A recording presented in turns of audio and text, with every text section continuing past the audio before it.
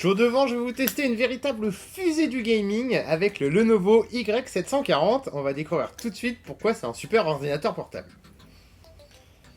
Alors un petit avant-propos, comme souvent, je vais vous raconter vite fait, moi et l'histoire de la marque Lenovo. Alors c'est un PC qui m'a été prêté par la marque Lenovo, donc merci beaucoup. Je ne l'ai malheureusement plus à l'heure où je tourne cette vidéo, mais j'ai tout prévu. Vous allez voir de magnifiques images tournées sous vos yeux ébahis. Donc en fait, j'ai reçu bien, ce PC portable en test pendant 3 semaines. Donc pendant 3 semaines, bien, je l'ai bien retourné dans tous les sens sans lui faire de mal. Donc je connaissais la marque Lenovo comme ci, comme ça, c'est-à-dire que je connaissais la marque, mais j'avais jamais vraiment eu d'ordinateur de cette marque-là, ou même essayé. Donc c'était vraiment une totale découverte pour moi. J'étais habitué il y a quelques années, maintenant je ne l'ai plus, hein, j'avais un PC portable Alienware, j'avais un M15X, donc ça remonte à peut-être bien 2010-2011, quelque chose comme ça. Je l'avais gardé 4 ou 5 ans, puis après il pouvait plus faire tourner les jeux, donc c'était plus possible de capturer les jeux sur ma tour avec le PC portable. Enfin bref, c'était devenu un petit peu compliqué, donc j'avais tout simplement rééquipé ma tour. Ce qui est encore à l'heure actuelle complètement le cas. Donc on va tout de suite parler un petit peu du design de ce Lenovo Y740. Ça a du mal à rentrer, Y740. Donc déjà au niveau de design, moi je trouve que c'est plutôt la grande classe. C'est-à-dire qu'on a des matériaux qui sont très nobles. C'est pas un PC qui fait ni trop plastique ni trop ferraille. On a du RGB en plus qui est pas non plus dans la surenchère. Vous savez, souvent avec les PC orientés gaming, on a beaucoup de rouge, on a beaucoup de lumière qui flash dans tous les sens. J'ai eu un Alienware, donc je sais de quoi je parle. J'ai encore une tour d'ailleurs Alienware qui n'a plus rien d'Alienware à l'intérieur, mais voilà, ça fait un design très agressif que certains qualifient un peu de beauf. Bon après, moi je veux absolument pas juger, hein, chacun ses goûts.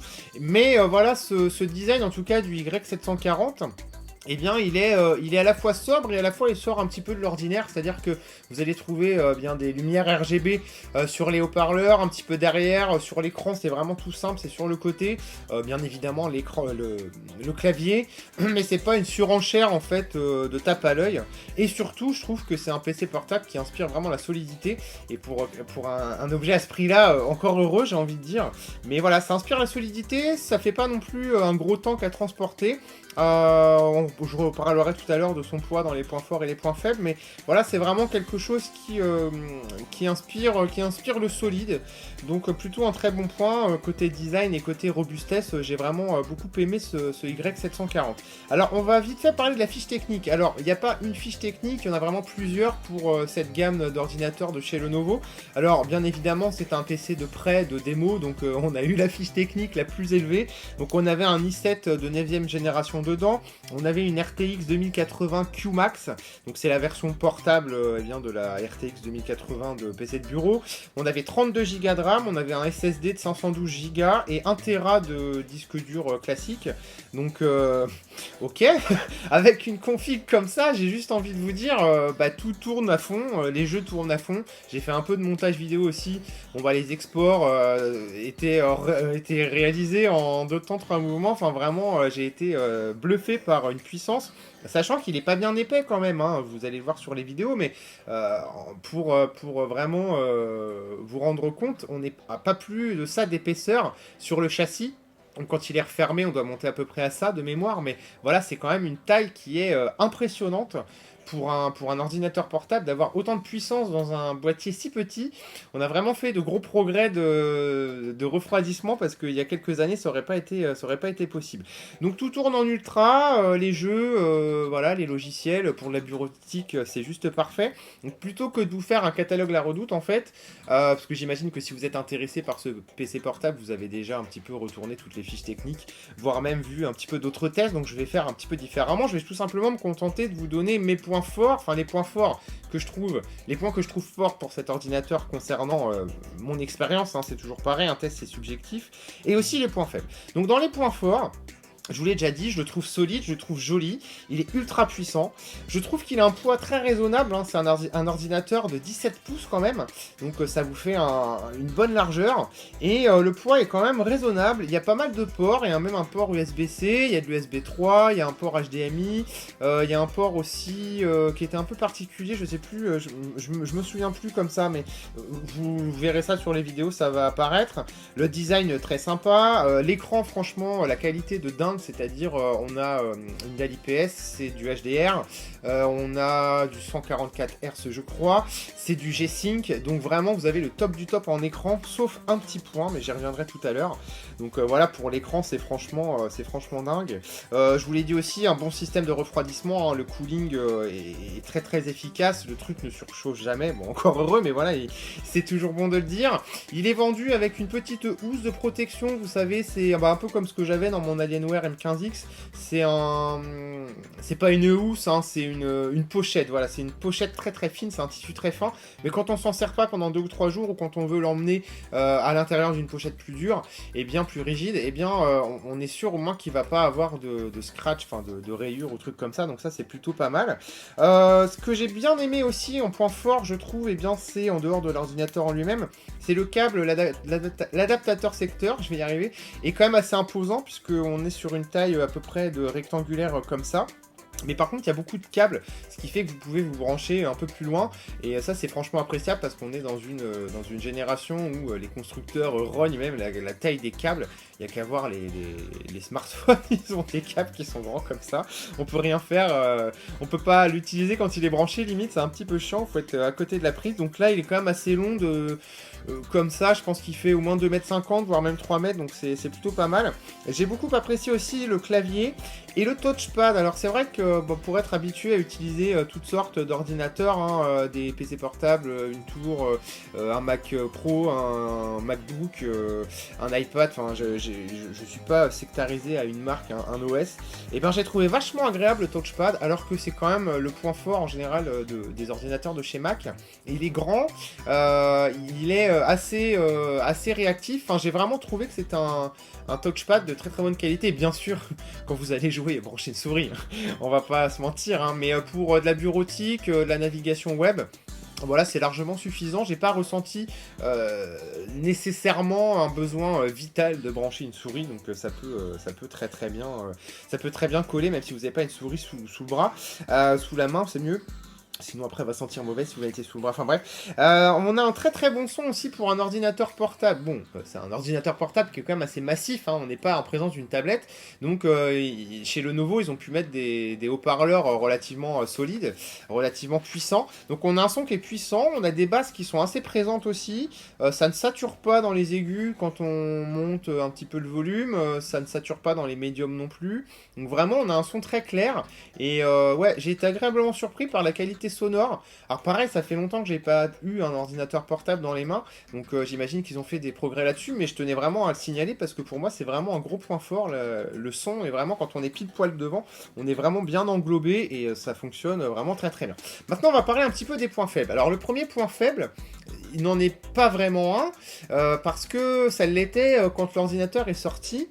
Quand ce modèle est sorti, il coûtait plus de 3600 €, hein, parce que c'est vraiment le top gamme. À l'heure actuelle, pour avoir la même configuration que ce que j'ai testé, eh bien ça a quand même bien baissé. On a perdu plus de 1000 € puisque j'ai regardé sur Amazon.fr et vous pouvez trouver le même modèle en 32 Go, un i7 9ème génération, la 2080 RTX. Vous pouvez le trouver pour 2399 €. Donc ça reste une somme très conséquente. Mais bon, pour celui qui cherche un PC portable capable de remplacer en fait par exemple une tour ou pouvoir vraiment travailler ou jouer même en déplacement, eh bien ça reste du tout bon. Alors j'ai pas parlé de l'autonomie, mais je pense que ça coule de source. Quand on achète un ordinateur portable puissant comme ça, on est plus dans le domaine du transportable que du portable. Transportable, non pas parce qu'il pèse 15 kg, mais parce que une batterie sur un truc comme ça, forcément, si vous lancez BF5 avec le ray tracing à fond, la luminosité de l'écran à fond, vous allez jouer 30 minutes, quoi. Donc voilà, c'est pas du tout fait pour ça, c'est fait pour être transporté et pour pouvoir faire de la bureautique ou du surf sur Internet. Très vieille expression, d'ailleurs, ça faisait 20 ans que j'ai pas utilisé ça, mais pour naviguer sur Internet, ça tient une bonne heure et demie, 2 heures, donc ça va, c'est pas non plus, c'est pas digne des meilleurs notebooks, mais c'est absolument pas son utilisation en tout cas. Donc voilà. Après, il y a en revanche 3 points faibles que j'ai trouvé à cet ordinateur qui aurait pu être facilement amélioré. Le premier, c'est l'écran qui est vraiment sublime. Mais la grosse déception que j'ai eue, c'est que c'est un écran qui n'affiche que du 1080p. Je trouve quand même que sur une gamme d'ordinateurs comme ça, à ce prix-là, on aurait au moins pu espérer avoir du 1440p, de la 4K peut-être pas, parce qu'après c'est vrai que sur un petit écran de 17 pouces, c'est peut-être pas non plus ultra nécessaire, mais du 1400p, bon, ça aurait été pas mal. Donc les G-Sync et compagnie, ok, mais ça pour moi c'est un petit manquement quand même. J'aurais aimé que ça pousse un petit peu plus en termes de résolution. Après, si vous branchez un écran externe, ce que j'ai fait pour mes streams, eh bien là il n'y a aucun problème, vous pouvez passer en 4K, il n'y a vraiment pas de souci. Après, l'autre souci, c'est qu'il est aussi vendu sans accessoires, donc pas d'accessoires du tout pour le Y740, à part là où c'est l'adaptateur secteur, c'est pas un accessoire. Il doit y avoir 2-3 câbles avec un câble HDMI, un câble DVI, mais vraiment c'est tout quoi, c'est le strict minimum. Je sais pas, ils auraient pu vendre avec une sorte de dock où il y a peut-être un peu plus de port USB ou un truc, enfin je sais pas. Après ça aurait été à eux d'inventer quelques trucs, mais vraiment je trouve que c'est un peu radin de pas donner un petit truc supplémentaire. Je repense à ça hein, dans l'Alienware par exemple, il y avait une casquette, il y avait des pins ou des autocollants, je sais plus. Enfin, des petits goodies quoi, voilà, ça aurait été pas mal pour quelque chose qui coûte plus de 3000 €, ça aurait été cool. Après, bon bah ça je pense que c'est normal pour le troisième point faible, c'est un ordinateur qui souffle beaucoup, mais en même temps, c'est ce que je vous ai dit, hein, sur une épaisseur comme ça, on peut pas vraiment faire autrement, donc la chaleur dégagée, enfin il faut vraiment que ça sorte, donc ça c'est pas un problème, c'est normal que ça souffle. Par contre, les ventilateurs choisis, je trouve qu'ils sont très bruyants quand même, et l'ordinateur chauffe assez vite, donc souffle assez vite.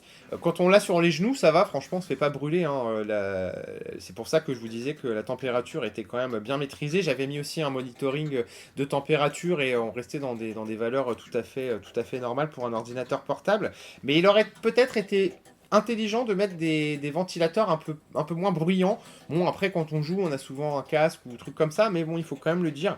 Il refroidit bien, mais il est quand même assez bruyant, le pépère. Donc voilà, c'est quand même un truc assez imposant. Donc en verdict, alors je mets une note vraiment symbolique. Je lui ai mis la note de 17 sur 20. Et ma conclusion, ça sera bien de dire tout simplement que c'est un PC qui est super impressionnant en tout point de vue, c'est-à-dire les finitions, la puissance, l'ergonomie, c'est vraiment c'est juste énorme. Le prix est maintenant plus abordable, c'est vrai que 2500 €, c'est un gros budget. Hein. Moi personnellement, je mettrais pas ce prix-là dans un ordinateur portable parce que j'en ai pas l'utilité, mais si j'en avais l'utilité, j'aurais sans doute craqué pour un ordinateur de chez Lenovo parce que une belle découverte, vraiment je connaissais pas cette marque pour pas l'avoir prise en main et vraiment je trouve ça sympa. Le design est moderne, c'est raffiné pour quelque chose de gaming, ça c'est plutôt appréciable et comme j'ai marqué sur ma petite fiche en dernier point, c'est une excellente machine qui peut être utilisée comme un PC principal sans aucun problème. Parce que vous branchez un deuxième écran, ça vous fait un dual screen. La puissance, voilà, est dingue, donc il y a vraiment rien qui l'arrête, quoi. Avec un i7 9ème gen, 32 Go de RAM et une RTX 2080, on a 1 Tera de stockage, plus 512 de SSD. Franchement, voilà, c'est du pur luxe. Moi, j'ai même pas ça dans ma tour de travail de tous les jours, qui encode de la 4K, qui fait plein de trucs, qui joue, qui machin, qui ceci, qui stream. Donc, ouais, super emballé en tout cas par ce Lenovo Y740. Merci à Lenovo d'avoir fait ce prêt parce que c'était très plaisant. Je l'aurais bien gardé, hein, je dois dire, mais bon, voilà, c'est le jeu. Merci à vous d'avoir regardé en tout cas cette vidéo. Si elle vous a servi à quelque chose, n'hésitez pas à laisser un petit pouce bleu, n'hésitez pas non plus à vous abonner à ma chaîne puisque de temps en temps on teste du hardware comme ça. Et je vous dis à la prochaine. Salut monsieur dame.